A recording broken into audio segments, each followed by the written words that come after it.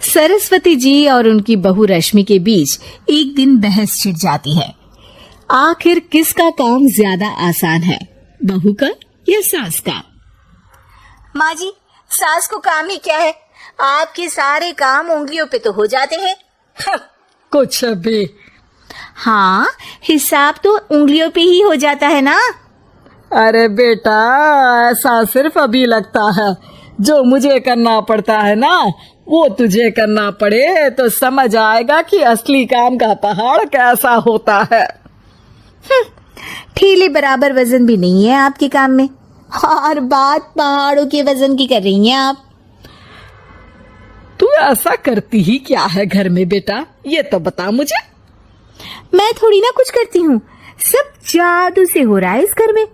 अरे एक दिन मेरा काम करोगी तो समझ आएगा। Okay okay, shut up. कल से मैं घर के काम करूंगी और तू मेरी जगह हर चीज का हिसाब रखना, ठीक है? ठीक है, ये भी कर लेते हैं। ये सास बहू की डील के बारे में रश्मि के पति अमन को नहीं पता था और ना ही अमन के पिताजी सुरेश जी को। पर गेहूं के साथ साथ जैसे घुन भी पिस जाता है, ये दोनों भी पीसने वाले थे। सुबह अमन उठकर रेडी होता है ऑफिस जाने के लिए, तो पता है उसके कपड़े नहीं निकले हुए हैं। अरे रश्मि, तुमने मेरे कपड़े नहीं निकाले? अपनी माँ से पूछो ना, उन्हीं का काम है ये। अमन अपनी माँ के पास जाता है। अब मेरे कपड़े आज आप देने वाले हो क्या माँ? हाँ, देना तो मुझे ही चाहिए, पर तेरी बहू ने कपड़े धोने ही नहीं डाले, तो कोई भी धुला हुआ कपड़ा नहीं है बेटा। हैं? ऐसा क्यों? कपड़े तो धोने आप ही देते हो ना माँ? अरे बहू ने तुझे बताया नहीं, अब हम अदल बदल गए हैं। मैं अब बहू और तेरी बीवी सास। अमन परेशान हो गया। वो बिना इस्त्री के कपड़े पहनकर ऑफिस चला गया। सरस्वती जी अपने घुटने के दर्द के कारण झुककर घर साफ नहीं कर पा रही थी और ना ही खाना बनाना याद रख पाई। उधर रश्मि पहले ही दिन घर की चाबी घुमा चुकी थी और 300 रुपए का हिसाब अलग नहीं मिल रहा था। पर दोनों का ही घमंड कैलाश पर्वत से भी बड़ा था और दोनों ही खेमे एक दूसरे की बात मानने को बिल्कुल तैयार नहीं थे। शाम को जब सुरेश जी और अमन खाना खाने बैठते हैं तो सरस्वती जी उनके सामने गाजर और पपीते लाकर रख देती हैं।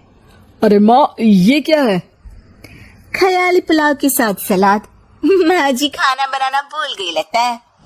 अरे एक एक चमन्नी का हिसाब है मेरे पास, खाना बनाना कैसे भूल जाऊंगी? ये तो मैंने पढ़ा था कि फल फ्रूट खाने से सेहत अच्छी रहती है, इसीलिए ये ले, एक फल खा ले। रात को सुरेश जी और अमन अपनी मीटिंग बिठाते हैं अकेले में। बाबूजी, इनकी लड़ाई के कारण ना हमें ठीक से खाना मिल रहा है, उल्टा घर के सारे काम रुक गए हैं। हाँ बेटा, 2 भैंसों की लड़ाई में बेचारे खेत के पौधों का भी नुकसान हो रहा है। पर पापा, क्या बताऊं आपको, मैंने माँ को इस महीने की 2 तारीख को बिजली के बिल के पैसे दिए थे। आज बिल भरने के लिए मांगने गया तो पता चला कि रश्मि उन पैसों से गैस सिलेंडर ले आई। अच्छा, तो सिलेंडर के पैसों का क्या हुआ? अब सिलेंडर के तो कोई पैसे नहीं थे बाबूजी, हमारे घर पर गैस की पाइपलाइन लगी है ना। बेटा, इन दोनों का कुछ करना पड़ेगा, नहीं तो अपने घमंड के चक्कर में पूरा घर बर्बाद कर डालेंगे ये दोनों। अमन और सुरेश जी काफी सोच विचार के बाद एक निष्कर्ष पर पहुंचते हैं।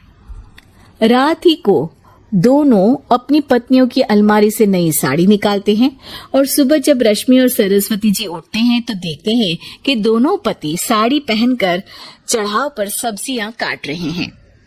अरे ये सब क्या हो रहा है? क्या हो रहा है मतलब? आप दोनों अदल बदल हो सकते हो तो हम क्यों नहीं? अरे क्या मतलब? नहीं नहीं, मेरी भी बचपन से किसी की बहू बनने की इच्छा थी, तो आज से सरस्वती तुम बड़ी बहू, मैं मिडिल बहू और अमन छोटी बहू। अरे लेकिन सब घर पर बैठ जाएंगे तो कमाएगा कौन? ये घर कैसे चलेगा? अब वो तो भैया या बाकी लोग जाने, अब हमने भी अदल बदल कर ही लिया है तो कुछ नहीं हो सकता। रश्मि और सरस्वती जी को समझ में आ जाता है कि उन दोनों की आपस की डील की वजह से इन दोनों को बहुत तकलीफ हो रही है और उनके ईगो ने दूसरों को कितनी यातनाएं दी है। अब असल में माँ जी आप सही थी, सास बनना बहुत मुश्किल है। अरे हाँ बेटा, और तू भी, मुझसे तो नहीं हो पाया सब घर के काम, अब वापस बदल ले क्या? हाँ हाँ बिल्कुल माँ जी, और अब आप दोनों भी बदल लीजिए। कोई आ गया तो आप दोनों को देखकर क्या सोचेगा? अच्छा है, आप दोनों के समझ में ये बात तो आई। मैं फटाक से कपड़े बदल लेता हूँ। अरे रुक जा बेटा, एक फोटो ले लेती हूँ तेरी।